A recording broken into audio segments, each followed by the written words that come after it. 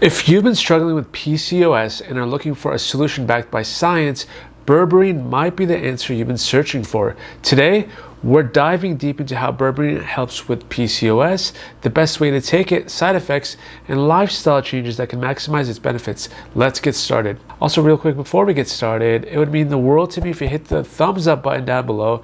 And if you enjoy the content, subscribe and turn the bell on to stay up to date with new weekly videos.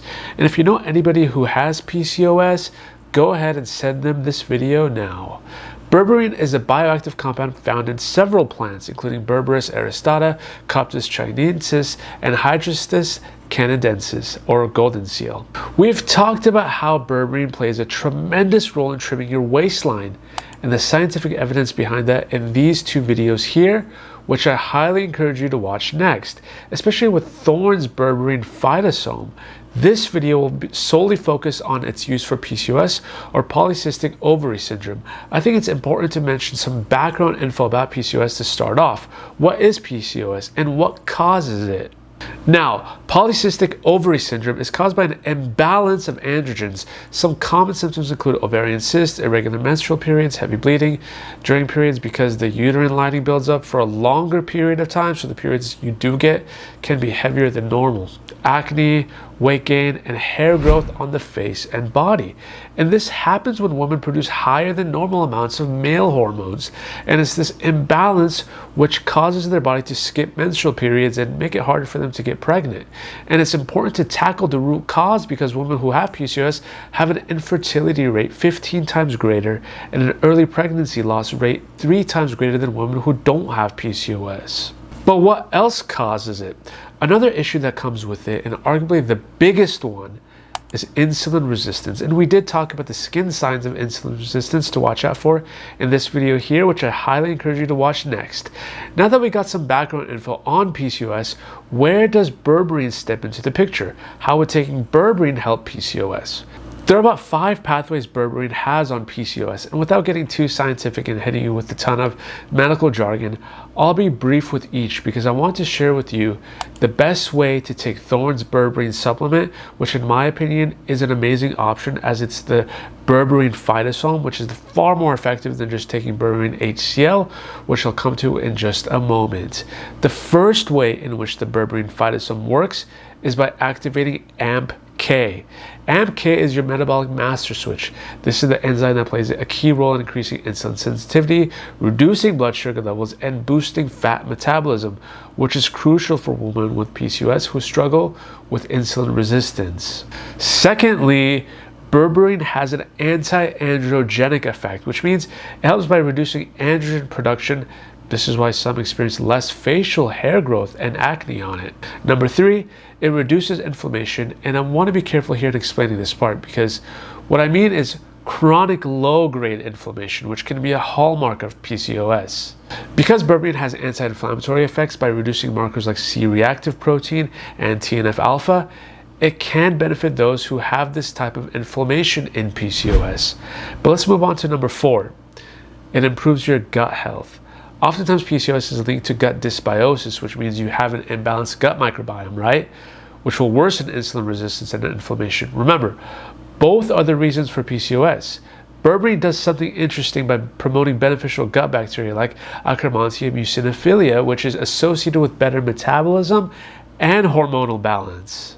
And lastly, can you guess what other hormone is usually elevated in PCOS?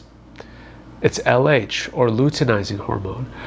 Berberine can help influence a more balanced LH to FSH ratio, which restores ovulation and improves menstrual cycle regularity. Because one of the goals of PCOS should be to address the menstrual cycle and hopefully bring more regularity to it.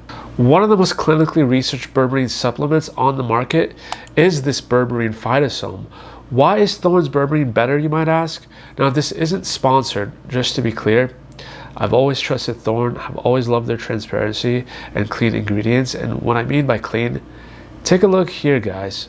You get 4 rounds of testing, which means they don't cut corners and take shortcuts like other supplement manufacturers do. Now, I do get an affiliate commission on it, which goes to supporting the channel so I can help bring you guys this type of content should you choose to purchase down below. But what I did want to say is the improved absorption with it. Regular berberine has poor intestinal absorption due to its low solubility and rapid breakdown in the liver. The berberine phytosome is actually bound to phospholipids, which protect the molecule and enhance its absorption through your cell membranes. Thorne's version contains both, which you can ensure the berberine goes to where it needs to go in the body. In 2 capsules, you get about 1,000 milligrams of berberine, which you could take once or twice a day, and it's best to take it with meals to enhance absorption and prevent stomach discomfort. In addition to taking berberine for PCOS, here's what I would also change, lifestyle-wise.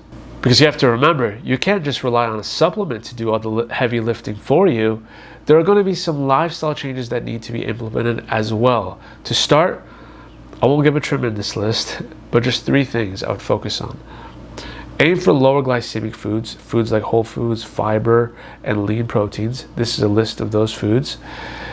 These will enhance your insulin sensitivity and help the body use insulin more efficiently, reducing insulin resistance over time. The second one would be to focus on strength training. Build and train those muscles because muscle is the sink for glucose. The more muscle, the more sink. Also resistance training too. It activates GLUT4, which are your glucose transporter type 4 receptors, which helps shuttle the glucose from the bloodstream into the muscle cells without needing excess insulin. And number 3, improve your gut health. This means reduce inflammatory foods that disrupt your metabolism and try more fermented foods. Now, this doesn't mean go straight for that natto, which chances are you won't be able to stomach it. If you can, more power to you. But let me know in the comments the best way to take it if you do take natto. I'm very curious. But maybe try something like kimchi because of all the abundant lactobacillus in it. And guys, I'm actually more interested in what you have to say. What has helped your PCOS symptoms? Do you have any tips or tricks for it? Leave me them in the comments below. And until then, guys, watch this video on using berberine to trim your waistline, and I'll see you on the next one.